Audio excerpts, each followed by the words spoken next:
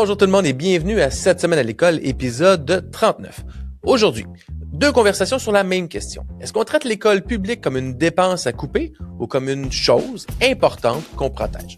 Alors, on va partir au Manitoba où on a décidé de nourrir gratuitement tous les élèves. Mais juste avant, on revient au Québec avec un chercheur de l'IRIS qui met un prix sur ce que ça coûterait vraiment de réparer notre réseau d'éducation. Et on commence ça tout de suite avec notre bulletin de nouvelles.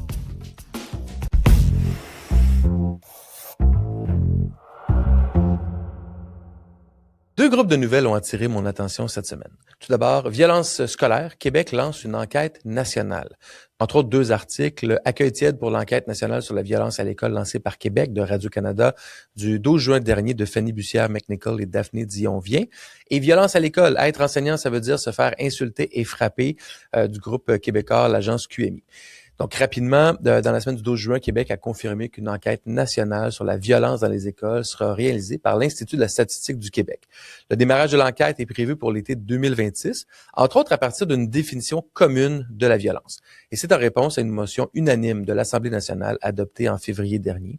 Puis l'objectif, c'est de faire un portrait rigoureux, comparable aussi d'un milieu à l'autre. Le gouvernement, lui, il se donne enfin des données objectives pour orienter les prochaines actions de prévention, mais surprenamment, la majorité des syndicats ont un accueil tiède pour cette nouvelle-là.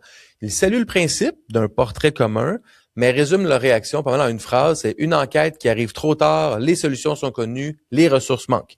Ils dénoncent que le gouvernement annonce en parallèle des coupures de postes professionnels et de soutien pour 2026-2027 et réclament des ressources immédiates plutôt qu'un nouvel exercice de documentation. L'opposition politique, elle, qui est à l'origine de la motion, entre autres le Parti québécois, juge que le gouvernement réagit à coups de manchette au lieu de prévenir. Bon, je peux comprendre peut-être le cynisme politique. Quand on lance des études, ça permet de gagner du temps. Par contre, dans les faits, il n'y a pas de portrait national depuis 2019-2020 de la violence à l'école au Québec. Donc, on navigue à travers principalement des enquêtes syndicales, ou des comptes rendus médiatiques de cas de violence. Mais bon, ça reste souvent des anecdotes et non un portrait global de la situation. Mais donc, c'est intéressant pour avoir un pouls, mais rarement pour des mesures scientifiquement valables. Puis avoir l'Institut de la statistique du Québec là-dedans, c'est avec une définition commune, c'est exactement ce qui manquait. La seule exigence que je voudrais ajouter pour être sûr que ça vaille vraiment la peine, c'est qu'il faut mesurer aussi les trois volets de la violence, pas juste une. Pas seulement la violence des élèves envers les adultes, mais aussi la violence des adultes envers les élèves, et on sait que ça existe, et la violence des adultes entre eux dans une école ou dans un milieu professionnel scolaire. Si l'enquête n'en regarde qu'une seule, on va repartir avec un portrait tout croche et des mesures qui ne fonctionneront pas toutes très, très bien. Le deuxième groupe de nouvelles qui a attiré mon attention, vous en avez sûrement entendu parler aussi, c'est la sélection par les notes. Donc, la ministre de l'Éducation, Sonia Lebel, resserre les critères. C'est 3 articles. Le projet pédagogique particulier, sélection par les notes, la ministre Lebel annonce un resserrement de la presse de Mélanie Marquis du 11 juin dernier. Les résultats scolaires ne seront plus la voie d'accès au programme particulier dans les écoles, un article du Devoir de Marie-Michel Sioui du 11 juin dernier. Et concentration sportive et artistique, le recours aux notes pour choisir les élèves interdit aux primaires et revu au secondaire. TVA Nouvelle et Geneviève Lajoie le 11 juin dernier aussi. Donc, encore là, les faits rapidement, la ministre de l'Éducation a annoncé un resserrement des critères de sélection pour les projets pédagogiques particuliers, entre autres les concentrations sportives ou artistiques. Le recours aux notes pour choisir les élèves serait interdit aux primaires et revu et encadré au secondaire à partir de l'année scolaire 2027-2028. L'objectif affiché, c'est de réduire la sélection académique et protéger aussi l'école de proximité. La ministre, elle, parle d'une mesure d'équité, de mettre fin à la sélection déguisée dans le réseau public. Les syndicats, eux, ce qu'ils disent, entre autres la FAE, met en garde depuis des années contre la dérive élitiste des programmes particuliers. La tendance appuie un encadrement plus strict tout en réclamant des ressources. C'est un thème récurrent des syndicats de demander plus de ressources. Le privé, lui, le réseau privé, l'observe de près, évidemment, mais défend historiquement sa liberté de sélectionner ses élèves. Ce que je pense de ça, c'est que la position est quand même un peu étrange quand on prend 2 pas de recul. On interdit la sélection par les notes dans le public au primaire au nom de l'équité. Bon, l'intention, elle est bonne. Mais quand on regarde les chiffres à l'échelle du Québec, c'est un élève du secondaire sur 5 qui est déjà au privé, donc c'est 20,6%. À Montréal, c'est 1 sur 3, 34%. Et quand on ajoute les programmes particuliers publics, les concentrations, les écoles à vocation, selon l'IRIS, c'est 39 à 44% des élèves du secondaire qui sont retirés des classes ordinaires. Donc, c'est près de la moitié des élèves. Fait que la vraie question, c'est on condamne la sélection par les notes ou juste celle qui coûte absolument rien aux parents? Parce que pendant qu'on resserre les concentrations sportives au primaire, bien, la grosse machine de tri, elle, par les notes, par le comportement ou par le portefeuille, elle continue de rouler à plein régime. Donc, si trier les élèves est un problème, bien, c'est un problème partout. Sinon, c'en est un nulle part. On peut pas avoir les deux en même temps. Je me demande où on s'en va avec ce genre de décision-là. On va savoir, je présume, après les prochaines élections.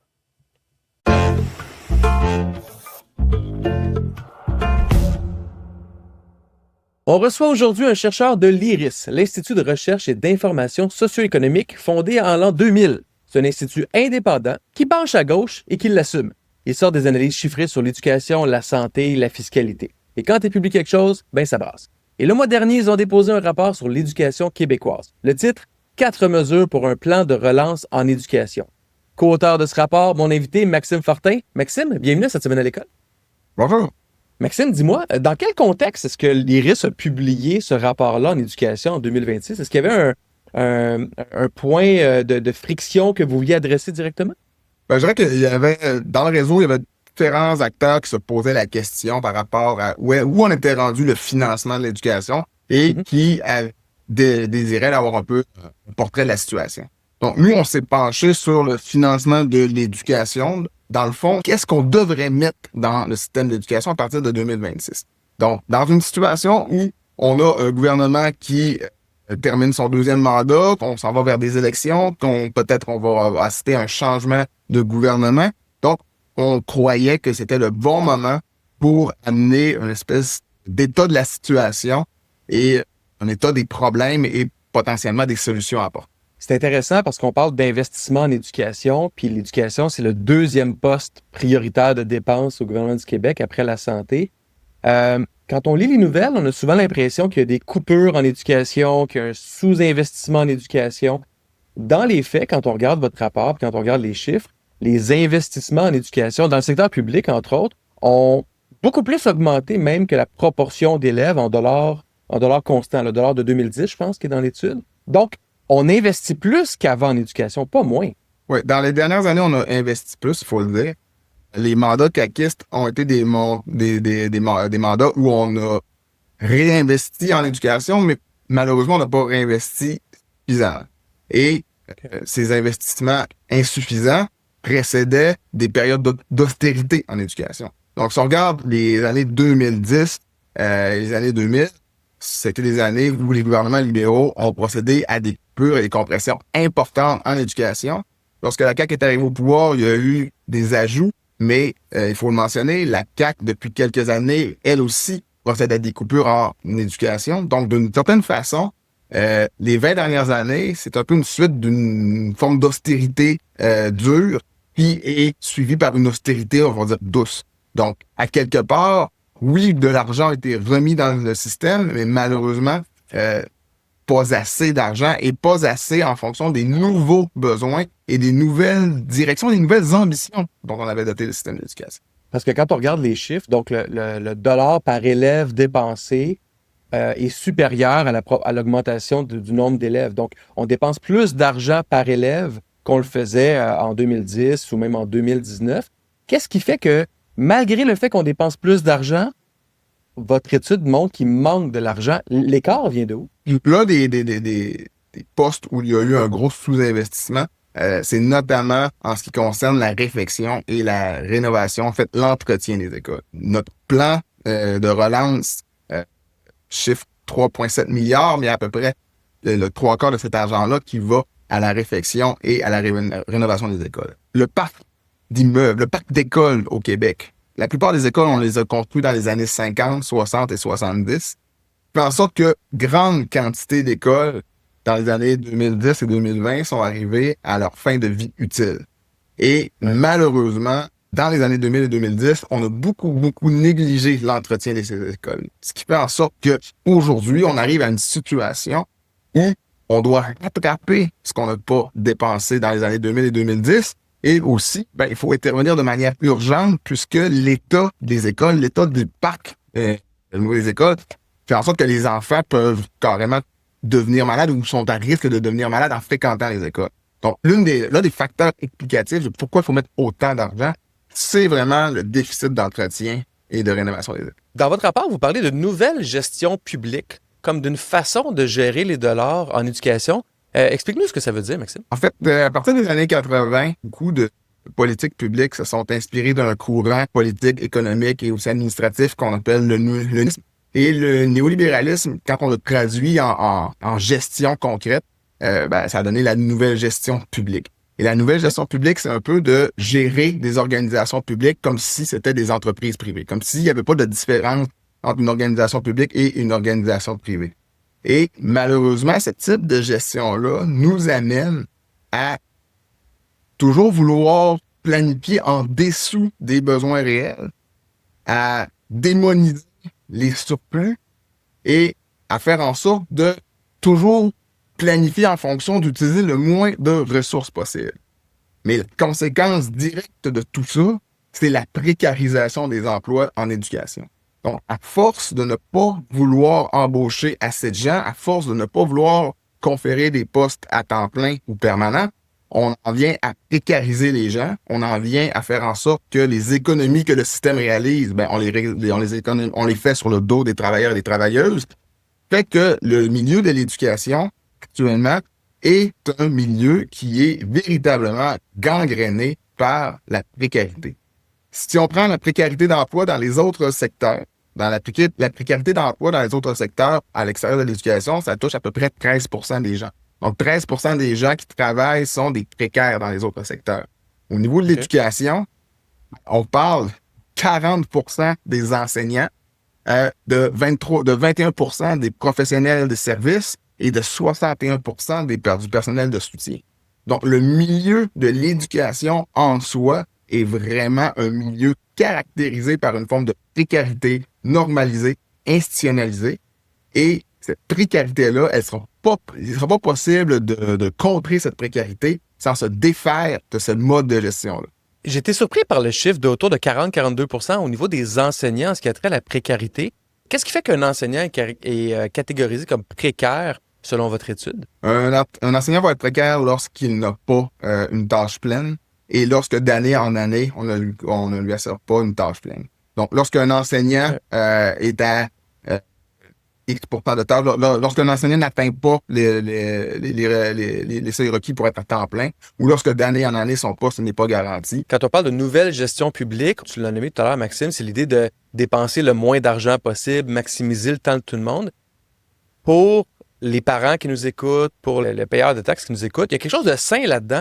Comment trouver cet équilibre-là, selon l'IRIS, entre maximiser les rendements de chaque dollar investi en éducation, puis tu sais, c'est plusieurs dizaines de milliards qu'on investit en éducation, et ne pas surcharger les travailleurs, entre autres par la précarité d'emploi ou le manque de services? La première chose, c'est de se défaire de cette idée de maximiser les dollars en éducation. Okay. De plus en plus, on entre dans une logique où on veut que les organisations publiques fonctionnent à partir des critères du secteur privé. C'est sûr qu'on va toujours être déçu. Si on veut que l'éducation maximise chaque dollar, on va toujours être déçu. Les fonctions de l'éducation sont hautes et il faut voir si l'argent est utilisé de manière efficace et de manière rationnelle. Donc, au niveau de l'éducation, d'indicateurs les plus probants, c'est plus les taux de diplomation, ce genre de choses-là. Ouais. Et il y a aussi, dans le discours actuel, il y a un problème, c'est-à-dire qu'on fait miroiter aux contribuables l'idée que l'argent est mal géré, qu'on pourrait faire plus avec moins. Mais si vous regardez là depuis 30 ans, beaucoup d'acteurs politiques ont fait le discours qu'ils allaient faire plus avec moins et que, dans le fond, ils allaient juste couper dans le gras. Or, personne n'a réussi.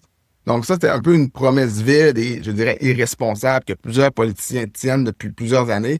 Ils disent aux contribuables qu'eux, ils vont faire plus avec moins. Mais c'est parce qu'à un moment donné, ça devient impossible de faire plus avec moins. Donc, il faut se défaire de cette idée-là. Il faut accepter l'idée que si on veut faire plus, il faut mettre plus.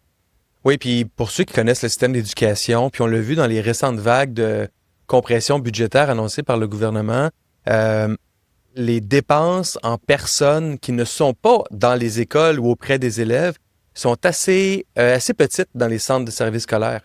Donc, il n'y a pas tant de monde que ça qui travaille en administration et en gestion dans les centres de services scolaires, contrairement peut-être au domaine de la santé où il y a un petit peu plus de paliers et de niveaux hiérarchiques. La majorité de l'argent va quand même près des élèves en éducation. Oui. Et ça, c'est d'ailleurs assez ironique. Je fais la comparaison, puisqu'il y a beaucoup de gens qui tiennent ça, le discours de faut couper faut couper dans le gras en éducation, faut couper dans les dépenses aussi. Et ce discours-là, on l'a vu en santé. On l'a vu quand a été créé Santé Québec. Et qu'est-ce que Santé? Un an après la création de Santé Québec, qu'est-ce qu'on constatait? C'est que Santé Québec avait augmenté la proportion de cadres et en fait, Santé Québec avait fait exactement l'inverse de ce qu'elle prétendait faire. Donc, toute cette idée-là qu'on va couper dans la direction, qu'on va couper dans le gras, qu'on va faire ci, faire ça, on vient d'avoir un exemple en santé à quel point même les gens qui disent qu'ils vont le faire ne le font pas et ne sont pas capables de le faire. Et imaginez en éducation où là, effectivement, une bonne partie de l'argent va aux professeurs, aux services et aux gens qui sont près des élèves. Un des constats que vous faites aussi, c'est le manque d'adultes à l'école, donc d'adultes compétents, le manque d'enseignants, le manque de professionnels, le manque d'orthopédagogues.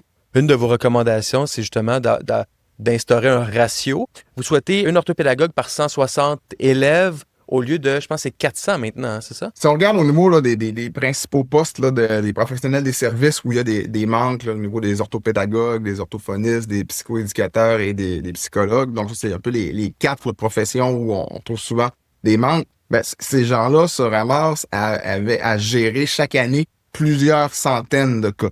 Donc, dépendamment de la région, tout dépendamment des besoins des effectifs, mais ces gens-là gèrent plusieurs centaines de cas. Donc, nous, ce qu'on veut faire en sorte, c'est que ces gens-là ne gèrent pas plus que 160 cas par année. Donc, ramener ça à des niveaux humainement gérables, humainement possibles, où le travail peut être de qualité, rigoureux et ne pas amener à des surcharges ou encore de l'épuisement professionnel. Donc, au niveau des professionnels des services, faire en sorte que chaque professionnel n'ait plus à s'occuper de plusieurs centaines de cas, mais bien maximum de 160. Puis au niveau des enseignants non légalement qualifiés, ça, c'est l'une des choses qui nous a vraiment, vraiment surpris et inquiétés en faisant l'étude.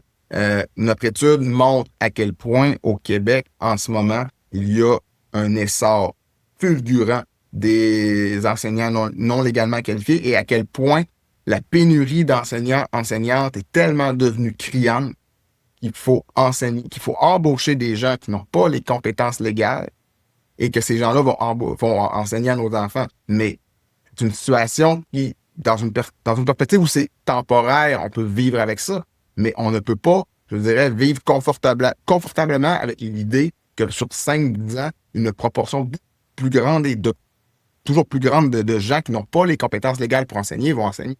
Oui, absolument. Et ça mène le défi, votre étude donc parle de financement, donc l'idée de réduire les ratios nécessite l'embauche de personnes, mais embaucher des gens dans des professions qui sont en pénurie, que ce soit les enseignants ou les orthopédagogues, par exemple. Comment est-ce qu'on réussit à concilier les deux? Comment est-ce qu'on réussit à dire non, on en a besoin de plus, mais dans les faits, il en manque déjà 10 000 dans le réseau qui sont légalement qualifiés.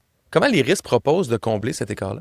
Au niveau des professionnels des services, l'une des choses à faire, c'est que ceux qui sont déjà dans le réseau, il y a une partie de ces gens-là qui sont des précaires. Donc, d'utiliser ce qu'on appelle là, les ETC, les équivalents de temps complet, pour créer des postes. Donc, les gens qui sont des professionnels des services, déjà dans le réseau, déjà de faire en sorte que ces gens-là passent de la précarité à la permanence.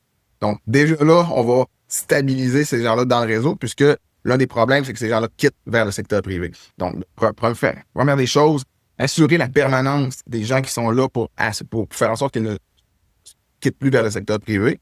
Puis, en fonction de conditions plus avantageuses et notamment d'une sécurité d'emploi beaucoup plus stable, embaucher des gens directement du secteur privé. Donc, en augmentant l'attractivité des conditions de travail au niveau des services dans le secteur public, on va pouvoir maintenir les gens qui sont déjà dans le réseau et de deux, attirer les gens qui sont dans le secteur privé et aussi attirer une plus grande quantité de diplômés. Puisque en ce moment, beaucoup de diplômés de ces filières-là passe directement de l'université au secteur privé, ne passe pas par le secteur public.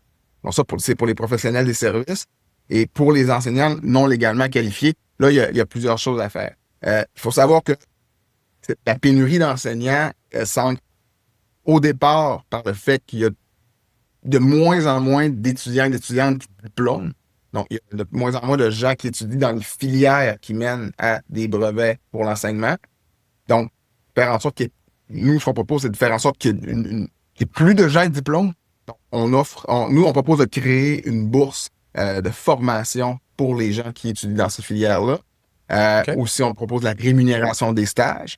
Et pour les gens qui sont déjà dans le réseau, qui sont déjà des enseignants non légalement qualifiés, bon, on propose que ces gens-là se fassent payer une formation au niveau de une formation de qualification, que ces gens-là aussi aient leurs heures de stage rémunérées.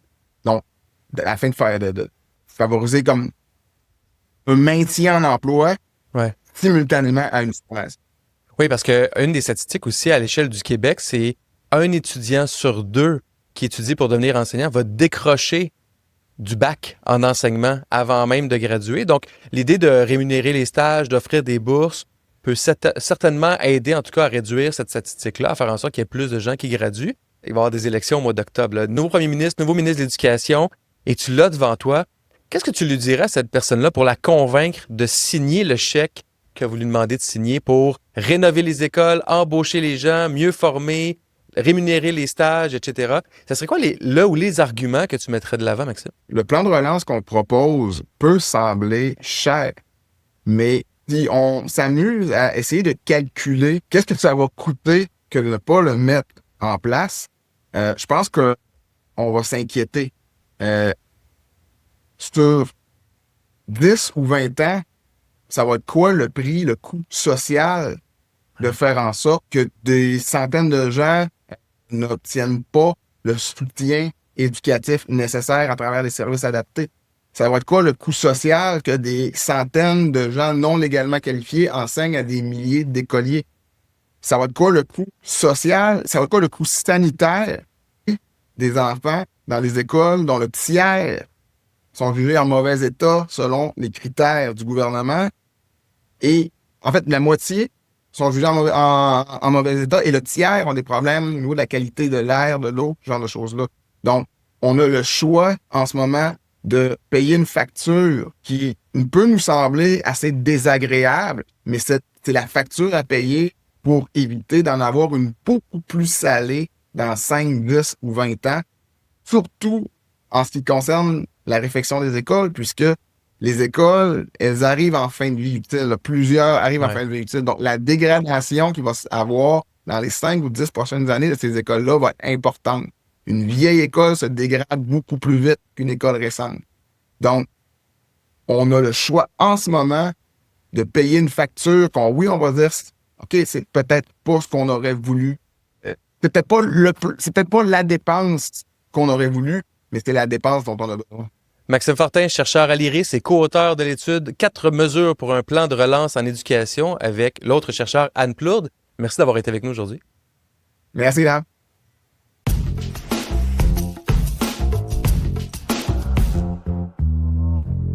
On parle souvent de l'urgence de nourrir nos élèves. On sait qu'au Québec, c'est près de 20% des jeunes qui mangent pas à leur faim quand ils arrivent à l'école. Alors, comment ça se passe pour passer de la théorie à la pratique sans tomber dans le gaspillage d'argent ou le gaspillage de nourriture?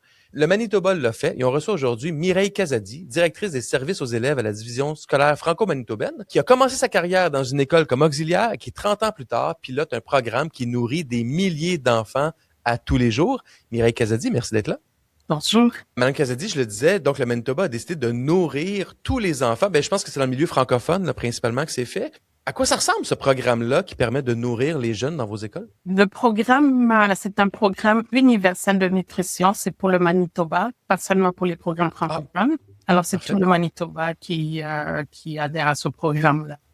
Alors, c'est un programme qui était donné pour créer de l'équité. Au niveau de nos écoles, on sait qu'on a des élèves qui viennent à l'école sans avoir mangé, parce qu'évidemment, en famille, il n'y a pas de moyens, le niveau économique des parents affecte la nutrition, évidemment, des enfants. Ouais.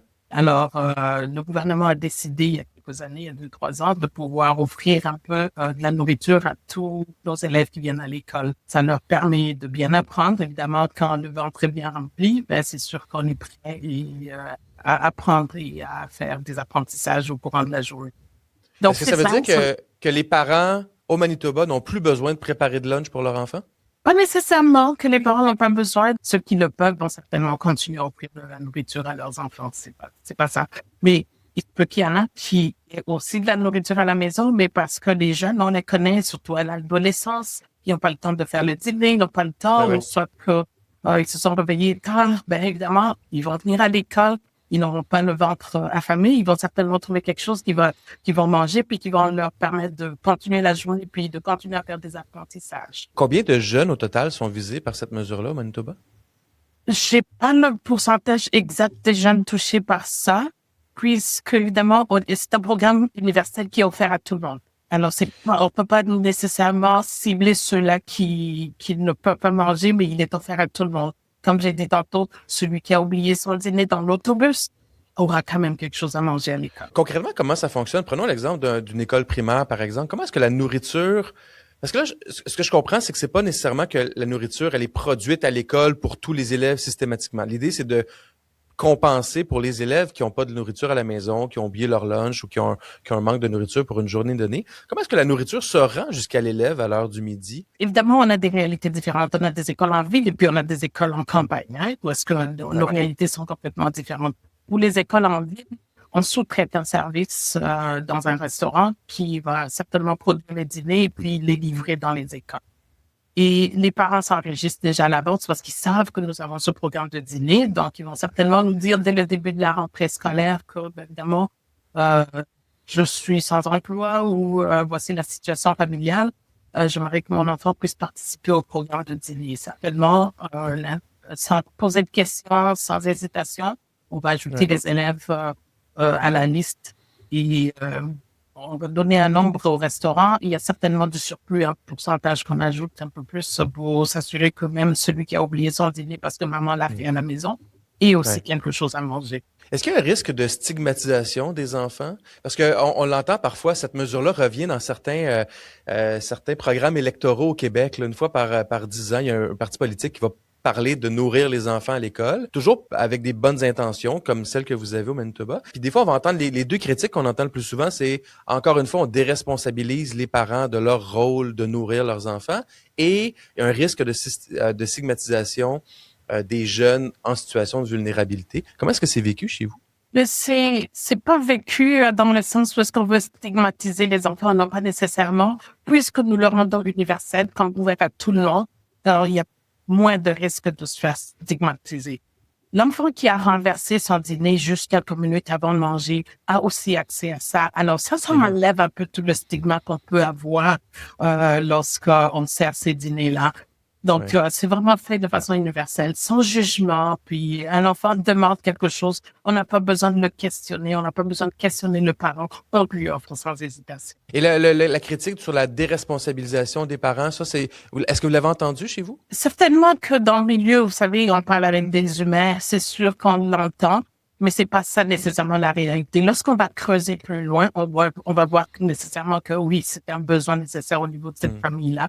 Alors, mais la directive que nous avons reçue du ministère, c'est de ne pas stigmatiser les gens, c'est d'offrir le dîner autant qu'on peut lorsqu'une personne le demande. Vous l'avez dit, donc c'est une décision qui a été prise il y a quelques années de la part du gouvernement au Manitoba. Quels ont été les plus grands défis de mise en place? Puis dans une entrevue que vous avez donnée à Radio-Canada, je disais, là, c'est un peu comme, vous disiez que c'était un peu comme construire un avion en plein vol. Donc, quand c'est des programmes gouvernementaux comme ça, offerts à tout le monde, ça vient avec beaucoup de défis et beaucoup de risques aussi, entre autres de gaspillage. Quels ont été les plus grands défis que vous avez fait face? Les plus grands défis, c'était, évidemment, on vous donne des fonds, puis vous devez commencer à offrir les dîners. On n'a peut-être pas des cuisines prêtes pour faire les repas sur place. Alors, il fallait automatiquement commencer avec la formation du personnel, s'assurer que le personnel savait comment avait la certification de la manutention des aliments pour s'assurer au moins que ce qui est offert aux enfants est bien fait et en ayant les normes de nutrition. Et il y a ça qu'on a dû continuer à faire au cours de l'année. On a commencé aussi avec des aliments aussi simples que acheter des fruits, les amener à l'école pour que les enfants aient au moins quelque chose à manger déjà, des choses déjà pré-cuites au niveau des magasins qu'on offrait.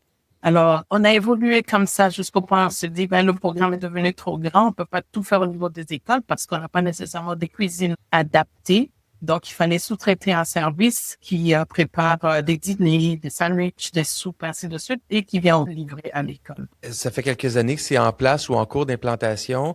Avez-vous été en mesure de voir des impacts significatifs au niveau, je sais pas si c'est au niveau de la réussite ou à tout le monde, au niveau du bien-être des écoles, des groupes et des élèves individuellement? Mais certainement au niveau du bien-être, mais on sait aussi qu'il y a certainement un lien qui est fait au niveau des apprentissages parce qu'on sait quand un élève a bien mangé, mais c'est sûr qu'il est là très attentif à l'école en train de suivre, de vous écouter. Alors oui, ça a augmenté la socialisation au niveau des élèves, comme vous pouvez le dire, hein. Manger, c'est aussi socialiser. Alors les élèves sont là présents, ils mangent. Des fois, ils mangent même des aliments qu'ils ne mangent pas chez eux à la maison, mais qu'ils vont certainement le manger à l'école parce qu'évidemment, la pression des plats, la socialisation qui se fait autour de ces aliments-là. Donc, c'est ça. Je pense qu'il y a un très grand impact au niveau scolaire et puis des apprentissages, mais aussi au niveau de la socialisation des élèves. En terminant, si jamais le Québec vous recrutait, vous, là, pour implanter un programme similaire pour tous les élèves du Québec, ça serait quoi peut-être le piège à éviter ou le plus grand défi auquel il faudrait faire attention dans l'implantation d'un tel système à grande échelle? La première chose, c'est toujours la main-d'œuvre, hein, parce que lorsqu'on vous offre des fonds, il faut voir qui est la personne qui va être là. Ça va prendre un rôle, la formation qu'il faudra donner à cette personne. Avons-nous des infrastructures qui vont répondre à ces besoins-là? Puis regarder tout le portrait au complet parce que c'est pas toujours facile d'offrir des aliments. On veut s'assurer que cela soit fait dans des conditions qui respectent les normes alimentaires nécessairement. Donc, il faut s'assurer qu'on a de la main-d'œuvre, il faut s'assurer qu'on a l'infrastructure, des cuisines bien faites, des cuisines bien nettoyées aussi pour s'assurer qu'on offre quelque chose de très approprié puis de nutritif à nos enfants. Mireille Kazadi, directrice des services aux élèves de la division scolaire franco-manitobaine. Merci d'avoir été là. Merci à vous.